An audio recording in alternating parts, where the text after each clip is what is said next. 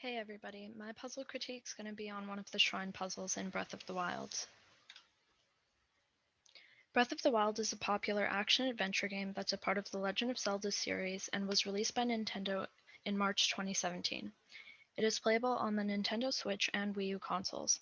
The game is known for its huge map that's covered with shrines that each have puzzles for the player to complete. We'll be taking a look at a specific puzzle in the game, the Katosa Og Shrine, and diving into the shortcomings that made it one of the most lacking shrine puzzles in the game. It's important to make note of the fact that both of these consoles had a motion control feature that was used in this puzzle. The first thing you notice about the puzzle when you start is how straightforward it is, especially in comparison to most of the other shrine puzzles. They usually have challenges that require the player to use problem solving and logic to complete. Instead, for this puzzle, the designers decide to create difficulty by relying purely on one mechanic in the game, the motion control mechanic, seen in both of the controllers for the game. This feature allows players to swing their controller around to move objects. In this case, the goal is just to swing the hammer to get the ball into the hole. The puzzle is broken down into two steps, the initial mandatory part and the second bonus puzzle. The first puzzle is extremely simple and gives the player a straight path to hit the ball into the socket. This is all it takes to complete the mandatory part of the puzzle. The moving platform opens up and the player can reach the end of the puzzle. The underwhelming conclusion to the first part leaves the player unsatisfied and adds nothing to the game experience.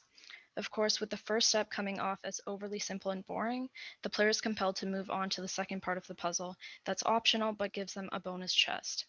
This is where we start to see some major design flaws for this puzzle, as it makes it obvious how negatively the motion control mechanics were displayed here.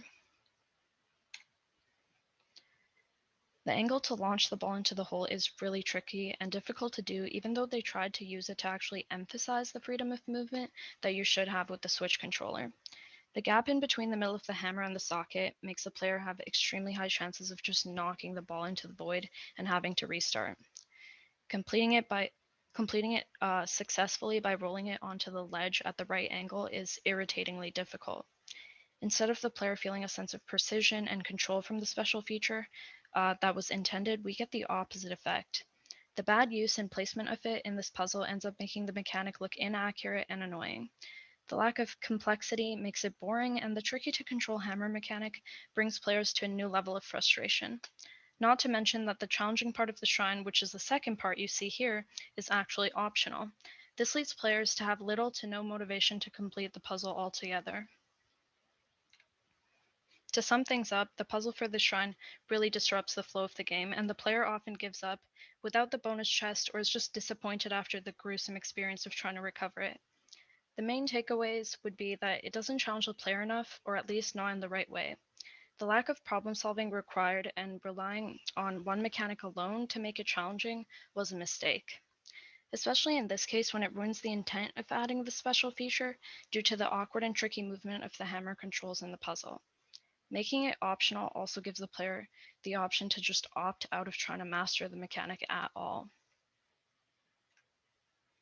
And that concludes my critique. Thank you for listening.